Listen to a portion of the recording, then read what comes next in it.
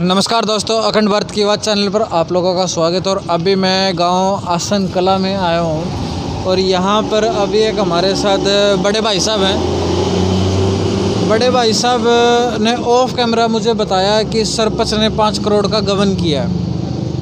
तो मैंने इनसे सबूत मांगे और इन्होंने सबूत दिए भी मुझे। तो पूरा मामला मैं पूछ लेता हूँ क्या कुछ हुआ है। तो अभी हम बात कर लेते हैं। भाई साहब नमस्कार। नमस्कार भाई साहब। भाई साहब, अभी आपने एक आरोप लगाया सरपंच के ऊपर कि 5 करोड़ रुपए का इन्होंने गबन कराया जी। तो इसके लिए आपके पास कुछ सबूत भी होंगे? सबूत भी हैं। तो क्या पहले तो क्या मामले हैं, वो कहाँ गबन हुए हैं, क्या कुछ सबूत आपके पास?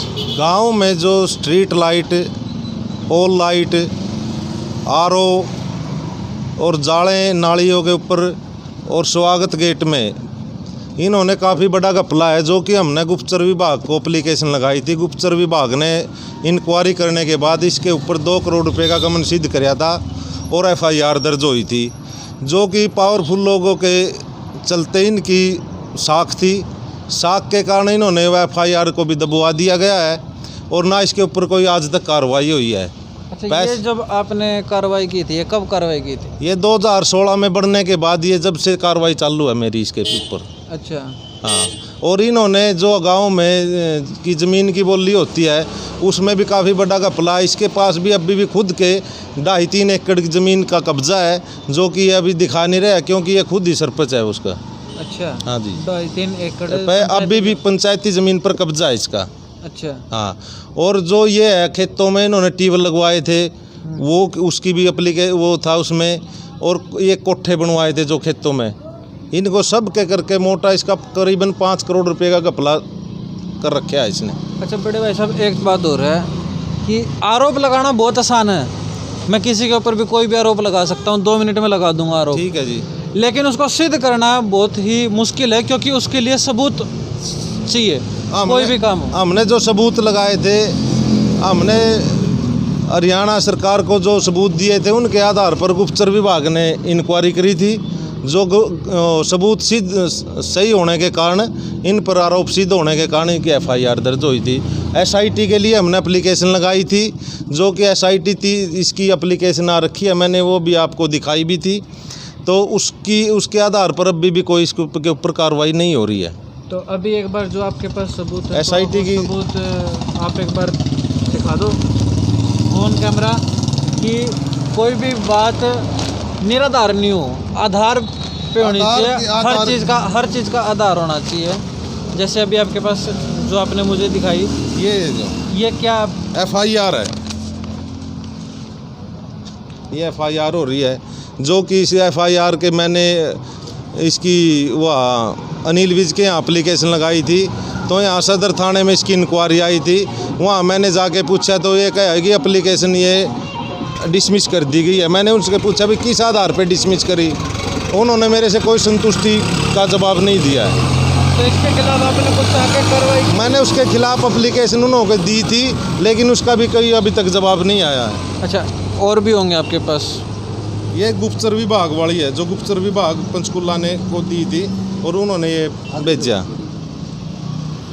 2016 की है ये। 2016 की। हाँ जी। इस पे क्या कार्रवाई थी? इसी की कार्रवाई होने के कारण इस पे एफआईआर दर्ज हुई थी।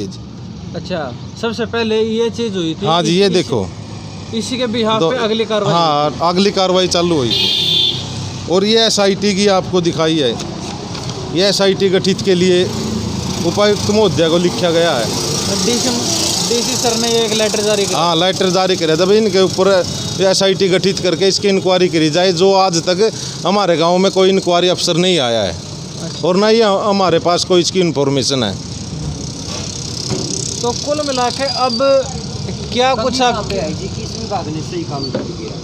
देखो जी, ये पंचायती विभाग की तरफ से भी है और पुलिस की तरफ से भी है, दोनों की तरफ से ही डील बरती गई है। तो इन चीज़ों को लेकर कभी अपने बीडीपीओ से बीडीपीओ से भी मिले, डीडीपीओ से भी मिलते हैं जी, लेकिन उन्होंने भी कुछ नहीं, कोई संतुष्टि नहीं है। क्योंकि बीडीपीओ का तो सरपंच का तो एक ही वो होती है, जो बीडीपीओ के पास ही सरपंच का खाता होता है। हाँ। अगर बीडीपीओ चाहती तब तक इंक्वायरी हो सकती थी इसके ऊपर, लेकिन उन्होंने कोई आज तक इंक्वायरी नहीं करी इस पर। आपकी जो तहसील है वो कौन सी है? हमारी तहसील पानीपत है। तहसील पानीपत है। हाँ जी।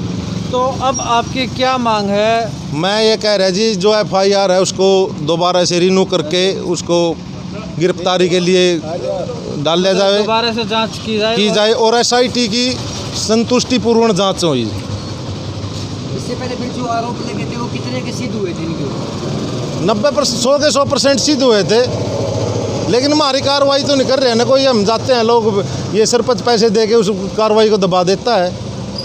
हमारी कार्रवाई कहाँ थी? हमने तो एप्लीकेशन लगानी हुआ है। एक गांव का एक आदमी अकेला के फिरता रहता है और ये अपने 10 रुपये दे के अपना काम दबा देता है उसका कार्रवाई को। तो आप लोग देख सकते हैं, सबूत भी है बड़े भाई साहब के पास, सारी चीज़ें हैं, कार्रवाई भी हुई, आधी अधूरी कार्रवाई हुई और कहीं ना कहीं वो कार्रवाई दबा दी गई। अब ये कमी कहाँ पर हुई, कहाँ पर नहीं हुई, इसका जवाब जो प्रशासन है उनके पास है, लेकिन उसका जवाब बड़े भाई साहब को नहीं मिला, संतुष्टिपूर्ण जवाब। तो इस केस में हम एक बार जो मौजूदा सरपंच है उनसे भी हम बात करने की कोशिश करेंगे कि क्या कुछ जो ये आरोप लगाए जा रहे हैं, जो ये FIR हुई है, जो विजिलेंस टीम की जो लेटर आए हैं, इनमें क्या कुछ उनका स्पष्टीकरण क्या है, सीधी सी बात। तो आप बने रहें हमारे साथ।